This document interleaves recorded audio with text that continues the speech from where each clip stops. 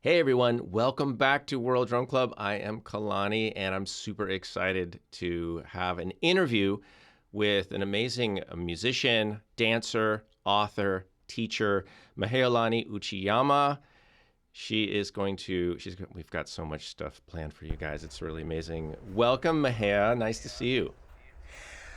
Welcome to you, Kalani. I am just so delighted to be here with you today. As I am with you. And I guess right up front, I just want to let everybody know that my mother, our mutual friend, handed me a copy of your book, The Mbira, an African musical tradition. So we're going to talk about that, and we're going to talk about the Mbira, and maybe we'll talk about my mom before this is over. We'll gossip. We'll gossip about her. So yes. I, So I love your how mom. did you meet my mom anyway?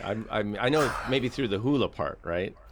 Through the hula part. So we are both hula dancers, and I think the first time I met her was at a hula conference Mm. on the island of Maui back in 2005. I believe we met before in some other context, but that was the first time we actually hung out with each other, and it was sometime before I could figure out why she seemed familiar to me. It's like don't I know you? And so we were hanging out and doing things, and I had my group there, and it wasn't until quite a bit later that I figured out. Oh, yes, Betty Ann Bruno, KTVU Channel 2 Ah, news yes, reporter, yes, yes. a hula Ah, dancer. I mean, it's amazing. what a great connection.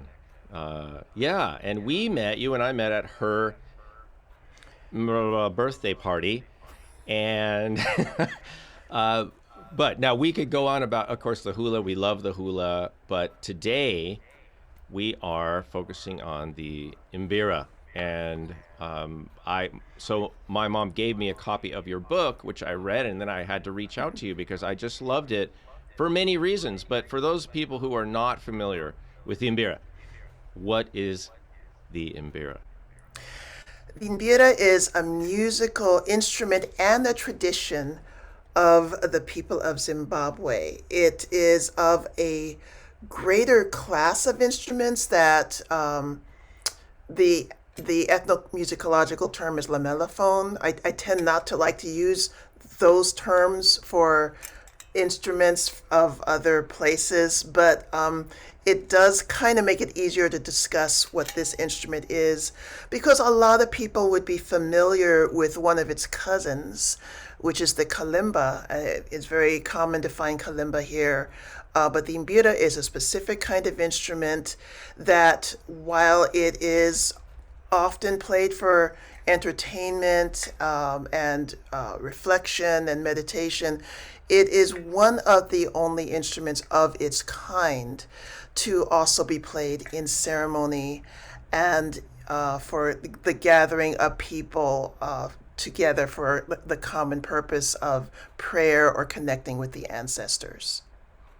So it's a lot more than, I mean, and we'll get into that a little bit later. It's a lot more. It means a lot more to people than just, oh, here's another instrument. Let's play some music and have fun, which we can do with it. There's a lot more to it. So now, of course, we can't hold up something that looks as intriguing as that without without giving people a little sample of the sound. Would you mind sharing with us a little music on there? I'd be delighted. This is Thank you. one of the most popular songs, and probably one of the first songs a lot of people learn how to play. Is called Nemam Sasa.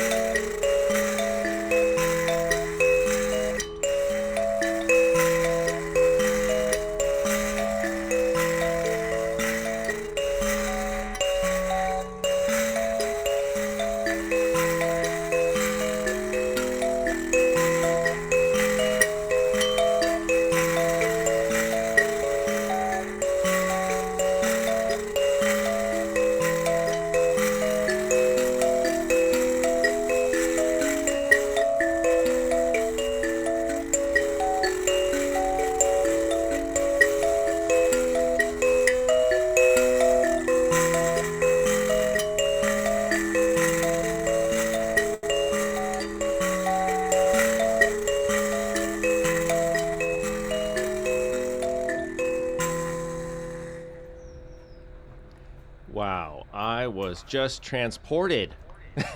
That is such a sweet and magical sound. Yeah, just something about it. I don't know, simple and complex at the same time, and inviting, intriguing somehow. Yeah. Now, we couldn't necessarily see what you were doing, and this is not an Mbira lesson. We're not doing that right now. I know in your book you do have quite a few descriptions and pictures and explanations, and you show all these different instruments, the Mbira and many of its cousins and relatives. But could you, if you don't mind, could you just show people just very rudimentary what's happening down there so So that they can it's see? really it's hard to see, obviously, because to play the instrument, it has to be facing this way to whomever is observing it, and oftentimes it's placed in a gordese, which is a natural amplifier, which makes it even louder, but also makes it even harder to tell. So what's happening? You're playing with the two thumbs and the index finger, and the left thumb is handling the, I don't know if you can see all of this, these two manuals of keys, and the right thumb is playing the lower three notes here, and the right index finger is playing all of the other notes. Another interesting thing about how this instrument is constructed that makes it uniquely Zimbabwean is the presence of this finger hole. So you would put your baby finger in the finger hole to help anchor it down while you play with the two thumbs and the finger. Nice. All right. And I know you have a video. Before we forget, I want to make sure people have resources because they're probably wondering, and maybe you can suggest some artist names or recordings for people to search for, just search terms if people want to look things up. But I know you have a video as an overview about the Mbira, and we'll link to that. We'll put a link to that in the description Thank you. with other things. But are there any, just off the top of your head, if people were going to search for, to find out more, what's the names or terms be that they could search for? So Mbira, of course, Mbira, and you'll find nowadays there's a lot of people posting really amazing videos of themselves playing in various tunings. There's different tunings of these instruments. There is an organization called Mbira.org, which is a nonprofit, and they have a huge catalog of recordings that have been done over many decades that you could purchase and download, and that goes directly to support various musicians and instrument makers in Zimbabwe.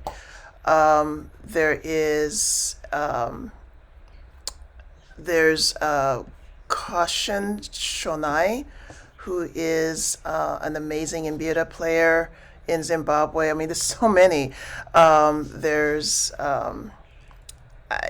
think it might be better for me to maybe type use some names so that you can find out some of these people. And I'm sorry, I'm hesitating because I noticed all the lights in my room went off, and apparently we're still connected. So, Oh, yeah, it seems fine. But yeah, let's Okay, do that. sorry. Just so we'll just say there'll be some links below, and Thank you. As well as to your resources, and we'll get into that as we get into the history and the background. I'd like to, because I know time's going to go by quickly. In reading your book, what struck me is it's not a book about the Mbira. It's a book about people. It's a book about history. It's a book about the significance of a culture and also some tragedies in the culture, and some successes and some ways that people have, of course, pushed through their adversaries and adversity. And so I don't know. You could take this from whatever angle, from whatever perspective you like. But could you talk to me a little bit about, what the Mbira means to you, and what you imagine it also means to the people of Zimbabwe? I know that's a huge question. So, whatever you think is, however you want to talk about that. So, and thank you for the question. I just want to preface this by saying that I'm not Shona. I'm not my ancestry does not come from that part of Africa, at least not to my knowledge, and I don't ever want to set myself up as speaking for the people of Zimbabwe. But as an African American, this instrument had, from the very beginning of my being aware of it, made me feel as if I was connecting to my ancestors. And it is, in fact, an instrument that is used in ceremonies where people do connect with their ancestors. So it stands to reason that that would be the case. It's it's a comfort. I whenever I travel, I have at least one, if not two, instruments with me. I start most mornings before I get out of bed. I'll play a song just to kind of ease myself from the dream state into whatever it is that I have to do for the day, and many evenings to ease myself back away from the busyness of the day and ready to dream. It to me is a very precious music.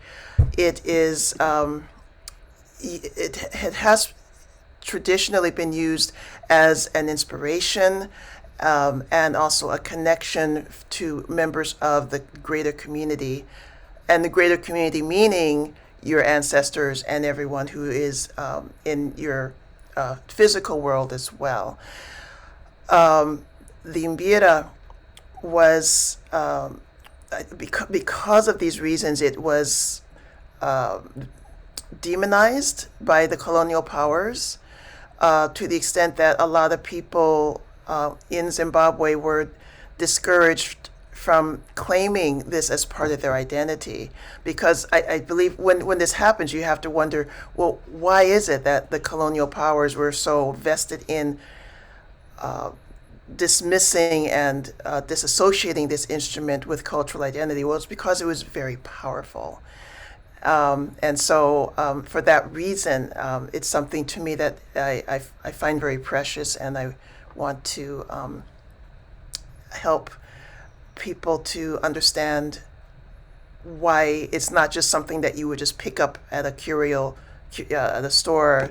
I mean, it means something very different than what I think people who may not, or maybe seeing it for the first time, may understand it to mean. And as you're saying that, and we could certainly peel back lots of layers of the onion here. I was thinking about the hula too, because that's something I'm more familiar with, or drumming and dancing from Africa, from West Africa in the Americas, where things were stripped away for that reason.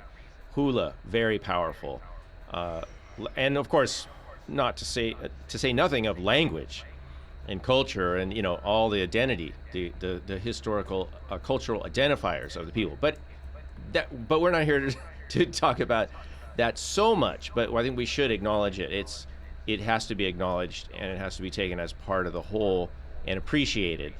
And thank goodness these things were not completely wiped out, because I think in some areas, because of colonialism, things have been lost completely, right? Whether it's a language or music or a culture or whatever traditions. And thankfully, the hula, like the Mbira, has not been lost. And isn't it ironic that so many people from the prevailing culture seem to love these things so much, whether it's hula or Mbira or West African drumming or, all kinds of things. Native American culture too, for example, a lot of these things are revered. But like to just allude to where you left off with your thought there, these things can be, fetishized or turned into or commodified, and appropriated and represented. So that another thing I liked about your book is that it was just trying to frame the whole thing in a way that is authentic, and yet it acknowledges the possibility that we could just pluck something out of the culture and maybe not really fully appreciate what it is. Maybe, if you don't mind, and I know you're not speaking for the Shona people, but maybe to the best of your understanding, what is the role of Mbira, back in Zimbabwe? What is it, how is it used, and what are people doing What is its role? Well, again, with that disclaimer, I would say that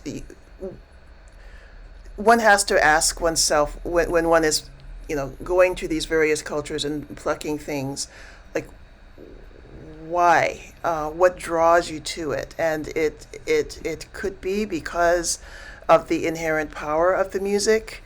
Um, the I just want to phrase this very carefully. Um, that when you ask yourself why, for instance, with the Imbira, um, people are playing it, what it might mean to the people of Zimbabwe. Yes, it's fun to listen to. Yes, it has an entertainment component, but it's also very deeply spiritual. It is the function of the music is to connect people, to connect you to something bigger than yourself. And whenever there is something that is troubling an individual or the community, there would be an occasion traditionally there would be an occasion to bring people together, um, for a ceremony which would go into the evening, maybe all night long, where people would play this music and call on spirit to come, so that there would be an opportunity to commune with the spirit and ask questions and ask for healing. Um, and it's very deeply a part of the reasons why uh, the people of Zimbabwe were able to prevail ultimately against the colonial powers, during many of the years that they had the wars that ultimately freed them from the um, the worst of the colonial influences. Was the Imbira drew people together, gave them strength, gave them a sense of purpose, and gave them comfort. Mm, wonderful. Yeah, very powerful things and fundamental and important, for our lives. And I really love that you mentioned that you play, and I want to steer it back in, I guess, into the, what can we do for ourselves with the Imbira and how can we use music? Like you, and it wasn't the Imbira, but for me it was the ukulele and the Native American style flute, where I kept one at my bedside and I would play like you, to kind of clear away the day, prepare for sleep, and then also in the morning, maybe as a prayer or as a way to greet the day and just kind of transition. And that is a wonderful practice. I would just recommend. I do recommend anybody do with any instrument. Yeah, just start and end the day.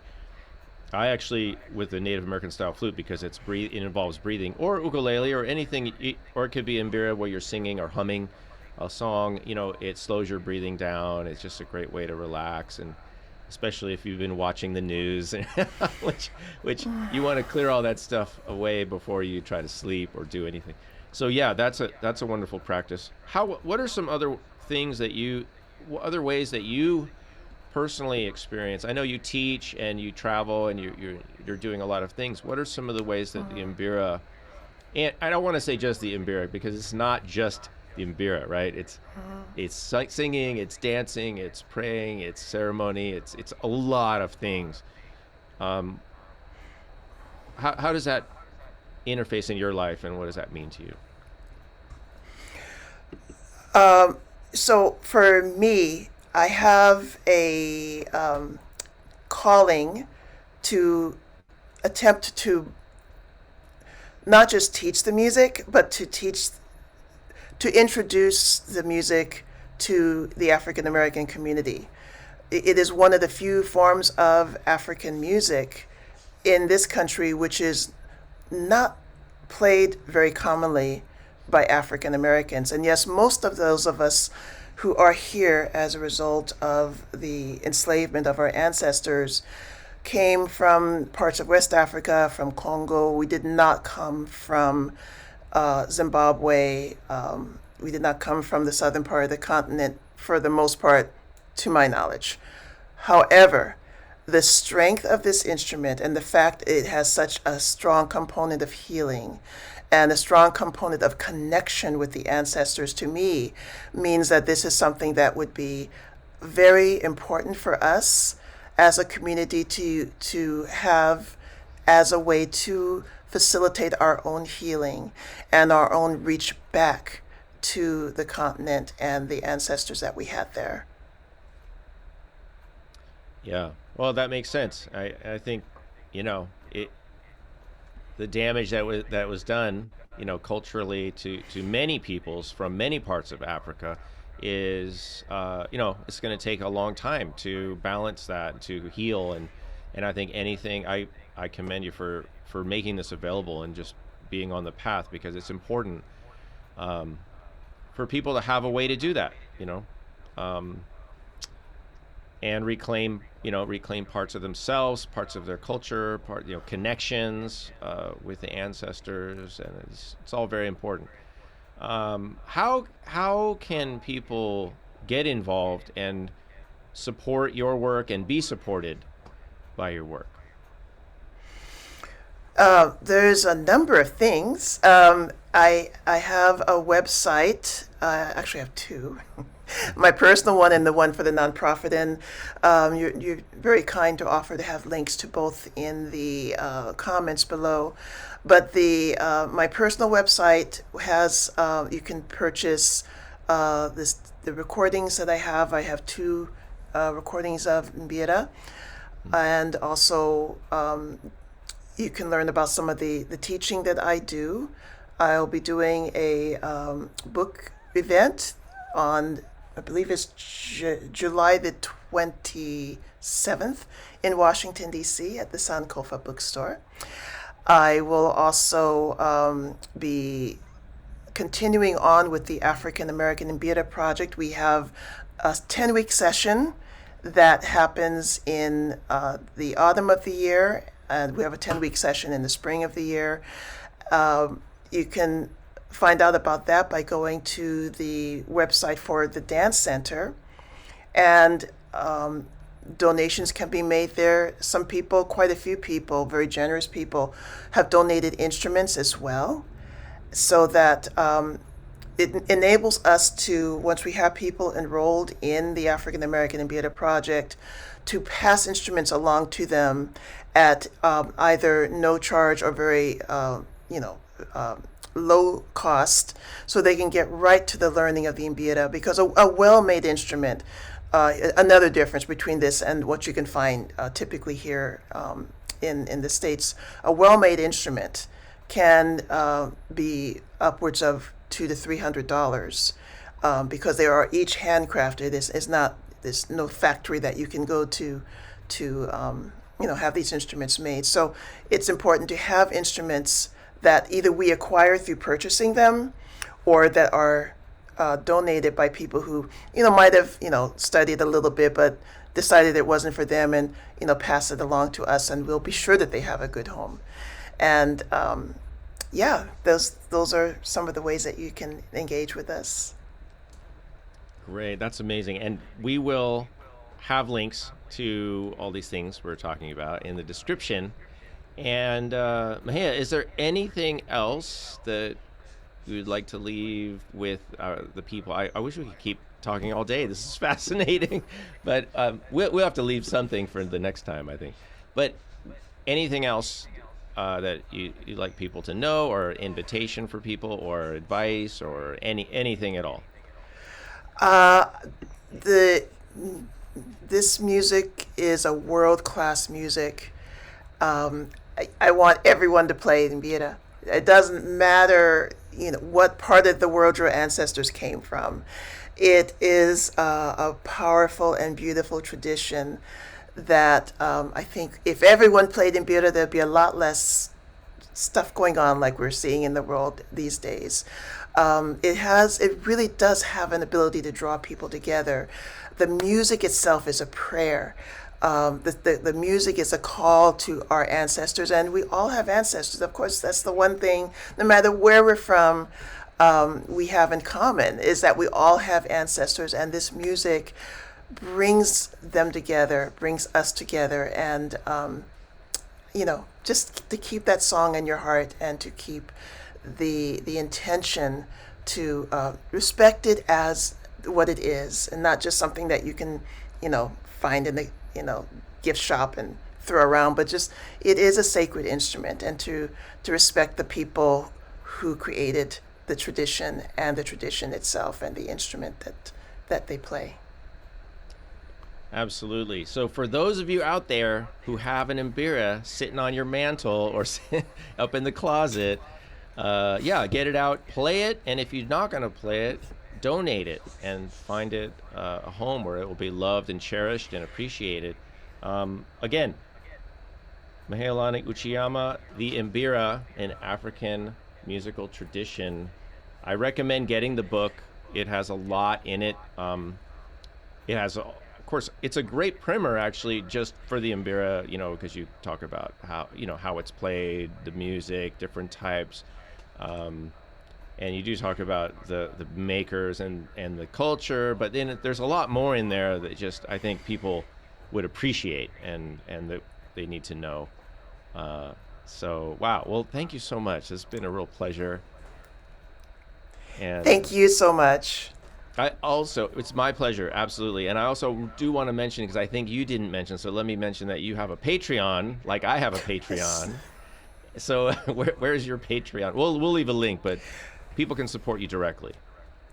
Thank you so much. I have 3 different projects I'm working on that are in the pipeline, and people's support will help all of those get out into the world. So thank you for remembering that. Well, my pleasure. And yeah, it's nice that we these days, through technology and have a way for people to donate directly to the things that they care about, and without middle people. Well, a little bit of middle people in the way, but it's more direct than it used to be. Thank you so much. Appreciate you. Thank you so much. I appreciate you and your mom, your incredible mom. Who is by the way, we'll just mention this right now, who is at this very moment the featured guest in a Ozstravaganza, they call it. It's one of the biggest Wizard of Oz conventions or festivals in the US. And she's back there in New York being treated like royalty because she was in the Wizard of Oz as a child munchkin. We don't have time to explain, but pretty wild. Yeah. Hey, someone should make a movie about her. I'm just putting it out there. If there's any movie, people, this is the one right here. Yeah. Yeah. That's quite a story. And she's still teaching the hula. Go to hulamai.org for those of you who are curious. All right. Thank you so much. Appreciate it. Thank you. All right. Thanks, everybody. Thanks for watching. Remember, you can donate at Patreon. Support the channel, patreon.com/Kalani. Thanks for watching, everybody.